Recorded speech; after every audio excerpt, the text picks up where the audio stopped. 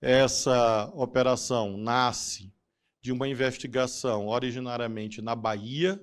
O senhor superintendente da Polícia Federal na Bahia vai narrar o itinerário. Durante algum tempo, houve apreensões sucessivas de armas no Brasil e, mediante uma perícia, foi possível identificar que elas tinham uma origem. Essa origem era uma empresa importadora no Paraguai, e essa empresa importadora fazia operações com vários países, fabricantes de vários países, notadamente Croácia, de onde vem o nome da operação de hoje, de uma cidade da Croácia, também Eslovênia, também República Tcheca e Turquia. Então, havia essa importação de milhares de armas, nós estamos falando de mais de 40 mil armas importadas nos últimos 3 anos. Há um levantamento em curso para identificar quantas dessas armas foram efetivamente, de modo ilegal, internalizadas no Brasil. Sobre a investigação, os delegados falarão, mas eu quero assinalar a importância estratégica disso no combate ao crime organizado no Brasil. O presidente Lula definiu como prioridade para o Ministério da Justiça a ação contra a logística do crime organizado, daí o foco em portos, aeroportos e fronteiras, e o outro eixo, a descapitalização, tirar dinheiro do crime organizado. Então, essa ação com o Paraguai fará com que as 2 maiores facções brasileiras que eram as destinatárias principais desses armamentos ilegais, tenham o fechamento dessa via logística para a realização das suas operações.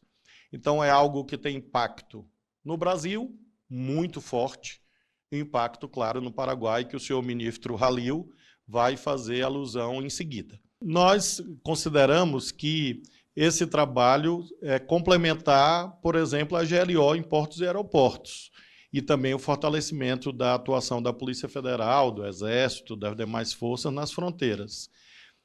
Lembro que há 2 ou 3 meses atrás houve uma grande operação no Rio de Janeiro, na Barra da Tijuca, que resultou na identificação de um empresário brasileiro.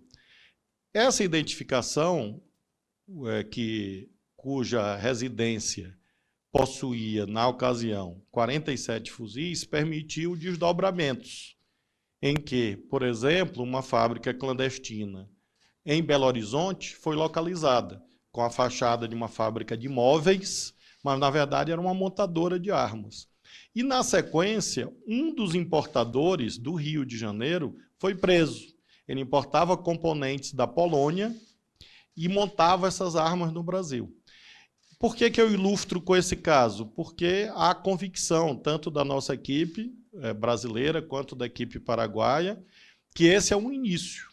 É um início porque nós estamos tratando, como o senhor ministro Halil frisou, de um novo paradigma da cooperação Brasil-Paraguai. Nós não diríamos e não diremos, de modo algum, que todas as armas ilegais no Brasil são oriundas do Paraguai. Não, nós temos a certeza de que essa é uma fonte importante, o governo do Paraguai concorda e está agindo junto conosco. Agora, nós temos outras fontes de fornecimento de armamento ilegal para as 2 principais facções criminosas brasileiras. Desde desvio de armas do mercado brasileiro. Lembro uma outra operação da Polícia Federal na Baixada Fluminense, que identificou um comerciante que comercializava milhares de armas de modo ilegal no Brasil.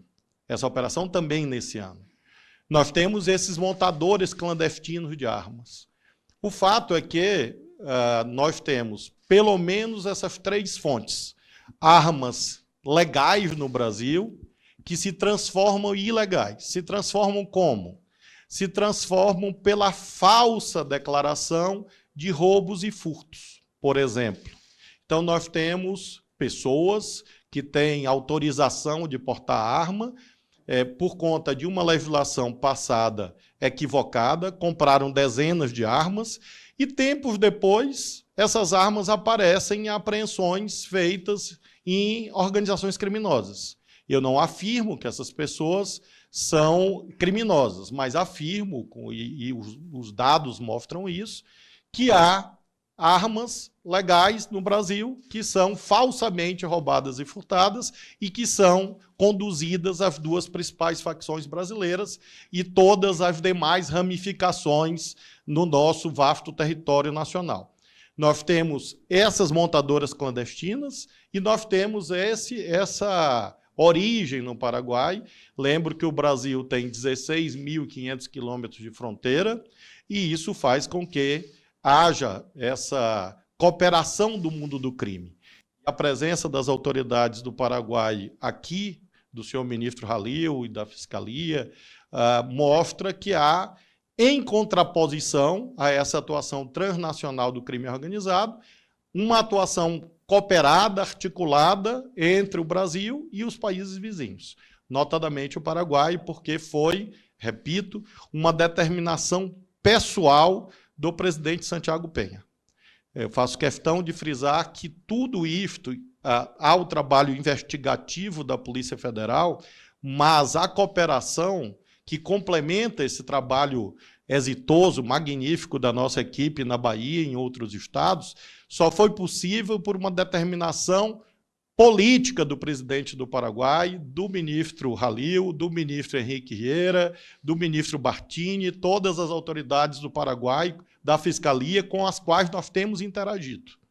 Então, esta é a grande novidade. Há uma determinação das autoridades paraguaias, hoje, a partir do presidente da República, a partir da relação entre o presidente Santiago Penha e o presidente Lula, de que tráfico internacional de armas é uma prioridade para a segurança pública no Paraguai e no Brasil. E os resultados, eu tenho certeza que vão se avolumar doravante, vão aumentar, e o resultado é, de fato, o enfraquecimento das organizações criminosas no Brasil e, portanto, no breve futuro, a redução das taxas de criminalidade no nosso país. A narrativa da investigação é de que eram vários caminhos logísticos, e essa é a complicação brasileira, e a sua pergunta permite que nós compreendamos isto. Nós temos a vastidão territorial e a vastidão da nossa fronteira como fatores que permitem a diversificação de rotas. Então, com toda a segurança, modal rodoviário, avião e também barcos, lanchas, navios e assim sucessivamente. Por isso, só é possível essa asfixia logística com ação simultânea em portos, aeroportos e fronteiras. Esse é o único caminho no caso do Brasil. E, para isso, a meu ver, voltando à pergunta prospectiva, uma questão central é a compreensão desse modelo institucional em que a cooperação jurídica e policial internacional, sobretudo com os vizinhos, ocorre de modo fluido, daí a importância da Constituição da Maripol, daí a importância da Diretoria de Cooperação Policial Internacional que o presidente Lula criou na Polícia Federal, daí a importância da reunião que nós fizemos mês passado aqui com a Interpol, com os ministros dos países vizinhos. Esse é um vetor estratégico que fica provado mais uma vez. E o outro vetor é essa atuação interinstitucional, no caso brasileiro, entre Polícia Federal, Receita Federal, COAF, Banco Central e Forças Armadas.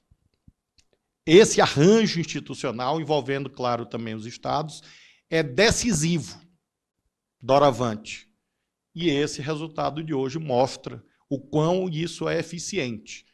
Pensem que esse resultado, as imagens que nós temos, trabalho investigativo profissional, substitui com muito êxito dezenas de operações que eram feitas com tiros e que resultam, às vezes, nas famosas, no caso brasileiro, balas perdidas. Aqui não houve o disparo de um único tiro. E, portanto, não houve uma única bala perdida colhendo uma criança, colhendo um idoso, colhendo uma mulher, um trabalhador. Isso é combater o crime organizado, de verdade. E é isso, portanto, que nós estamos saudando e, mais uma vez, agradecendo a gentileza, inclusive, do deslocamento até aqui das autoridades paraguaias, porque é muito importante, como mensagem para esse país irmão e para os brasileiros, essa união plena que existe hoje, por sobre, inclusive, questões ideológicas ou políticas, que às vezes são mencionadas. A cooperação jurídica e policial que nós temos hoje com o Paraguai, nós queremos ter com todos, e temos com todos os países vizinhos, independentemente de resultado de eleição. Esse fortalecimento dessa cooperação da Polícia Federal é um legado muito importante, assim imagino.